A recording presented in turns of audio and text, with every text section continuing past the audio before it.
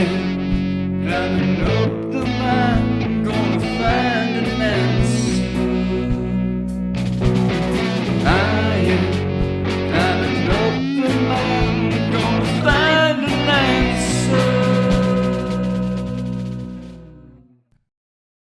Well, we found Joey Cain, of course, who curated the exhibition over at the GLBT Historical Society Museum in the Castro about Summer of Love and the tie-in with the GLBT, if you prefer, community. And so we're happy to run into you on this beautiful day. What are we doing here? Why the Grove today? Well, this is an event being put on by a group called Capitalism, named after the Walt Whitman poem, the great poet Walt Whitman. And it is a celebration of sort of queer faggotry and the Summer of Love. So this is sort of the queer Summer of Love celebration. So was there a queer element in the Summer of Love? There was a queer element in the Summer of Love. In fact, if you come by and see the exhibit I've done, I specifically identified 4 very pivotal characters in the creation of what happened in 1967. Allen Ginsberg, the avant-garde filmmaker Kenneth Anger, someone who no one knows about, who I've rediscovered, is a man named Gavin Arthur, who was an astrologer who actually chose the date for the Summer of Love. He was also the grandson of President Chester A. Arthur. And Janis Joplin, who had major lesbian relationships in her life. Yeah, so I sort of bring that out, show how what they contributed to 1967. Beautiful. How about this event here today in the Grove? Do you feel it has any of that spirit? This free event, they're serving food. Yeah, I mean, it's a free event, but, there's 2 things going on. It's 50 years later. Capitalism has drastically changed everyone's relationship to each other. 50 years ago, people weren't living on devices. They were living face to face. That being said, of course, there's still echoes of what people were trying to achieve then. Even then, the Summer of Love, if you look at the Oracle, which was the newspaper published in the Haight, which is really the greatest compendium if you want to find out what people were thinking, it was a rejection of the materialism that had so dominated American thinking, and looking for an inner spiritual experience and looking to connect with other people on a deeper level. And I think that's what this is about. This is, again, in the onslaught of Facebook and all this thing that actually, it pretends to create a community, but it actually separates people. This is an attempt to bring people together and to, maybe reimagine what happened in 1967. I don't like getting too caught up on redoing what people did then, because history changes. But to have people recognize something important happened then, and that they feel that they've got some connection to it. It's part of their personal mythology and their personal lineage is great.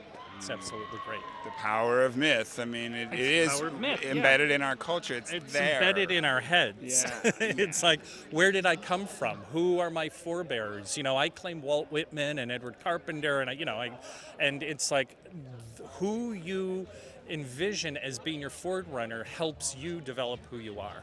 So I think that, that's a powerful thing that the Summer of Love can do, and has done for generations of people, I think. There's still, I live in the Haight-Ashbury. I live at Ashbury and Page. It is one of the most touristed neighborhoods in San Francisco. And, it competes with Fisherman's Wharf. So to me, that speaks to the deep, long, and international power of the mythologies and the stories that came out of that period of time, that it still draws people from all over the world to come and, try to find something that maybe is still there. There's not much still there, but... All the more reason why we need to finally, at last, realize the true love movement, flower child dream, and change the name of Haight Street to Love Street, and have everyone come and visit Love Street. See, I would be against that, just because I'm a historian. Yeah. And it's named Haight for a reason, and, one of the things that I find people often do is they use tie-dye and they use love to kind of paper over what was actually happening at that time. I mean, the community in the Haight-Ashbury had politics. They had culture, they had art, they had music, but there was an underlying politic. And in fact, the summer of the human being, the gathering of the tribes, was organized by folks from the Oracle, which was the paper being published in The Haight, and folks from Berkeley. And its intention was to bring together the radical leftists in Berkeley and the psychedelic culturalists in The Haight-Ashbury and marry those two tendencies together. Because the people in Berkeley thought the people in The Haight were airheads, and the people in The Haight thought the people in Berkeley were too violent, and it would just lead to this ongoing cycle of violence that wouldn't go anywhere. So the architects of the Bean brought these groups together. It's why you had Jerry Rubin speaking at the Bean, and you of course have Allen Ginsberg, and they actually succeeded because going forward, people who took acid also tended to have liberal anti-Vietnam politics. I mean, not liberal, radical. And it was one of the few times in history where you get this synergy of a politics, a cultural, and a social revolution, an explosion. And it was an explosion. It was an explosion. And I mean, really, the explosion happened 2 or 3 years leading up to 1967. You probably know that actually the Summer of Love kind of spelled the death knell for the creativity and the community that was happening, because you ended up having 100,000 refugees descending on a small neighborhood who couldn't take care of themselves. You had a city government that was actively fighting what was happening. They would send the police in every other weekend and smash heads to break up people on the streets. Our Board of Supervisors had discussed bringing in the National Guard to place them on the bridges to prevent the kids from coming into the city. So San Francisco, which was Republican, you have to remember, there was this incredible tension between the people, kind of like we have now in a way. It's this dualism of people who wanted to stop these people from coming in at all costs using police, using the military, and the people who said, no, we need to prepare for them. We need to get housing and food and take care of them. It kind of is mirrored in people's reactions to homeless people today. The people who say, get the police there, and the people who say, no, we need to build housing for these people. So that's something I think it's really important to remember. 67 was not a fucking picnic. The Vietnam War was going on. There was extreme oppression on the folks in the Haight-Ashbury. That's why we've been finding this wonderful thread of fulfilling the need that presented, such as we just came from the Huckleberry Youth Program's 50th anniversary, who were formed in that year, as well as Dr. David Smith with Haight-Ashbury Medical Clinic, free medical clinic, and the fact that people rose to the occasion, and that somewhere in there, in the love movement, in the Summer of Love that became a tourist attraction, everything, there was a thread of love, and there was a thread of compassion, and a thread of mutual nurturing. Right, mutual aid. I'm an anarchist. And this is why, here in the Grove, it always seemed to me this was a place of mutual nurturing. It was a place that was created by volunteers, for volunteers, for people to come and just enjoy the space and meet people with whom they can connect and build community. And I think there's a connection there. It's all connected. Yeah, no, I mean, most of the great human endeavors started because people got together and started it. And then eventually, the board of directors come in and the government funding comes in. But so much is a direct response. It's mutual aid. It's the human urge to take care of each other, which you really have to suppress. American capitalism has gotten very good at suppressing it, I gotta say. But you're right, the free clinics, the diggers, what they were doing, all of the communes that sprung up, both the housing communes and then the food system, the cooperative food systems and that did all grow out of that. I mean, they were nurtured and kind of egged on by an older generation who had gone through the 30s and the 40s and the communist movements in the United States, even Roosevelt. Roosevelt was one of the great socialist presidents. It's inconceivable. Although we almost got Bernie, he would have been the next great socialist president. But we almost got Bernie. We almost get Bernie, and maybe we'll get someone better. We'll get someone like him next time.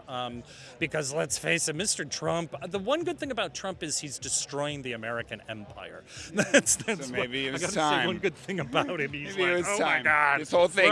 Weren't they? Is over. China's rising. Trump is there, sinking the American empire. Weren't they against capitalism, materialism, the system, corporate America back then as well? They had a critique. Now again, a lot.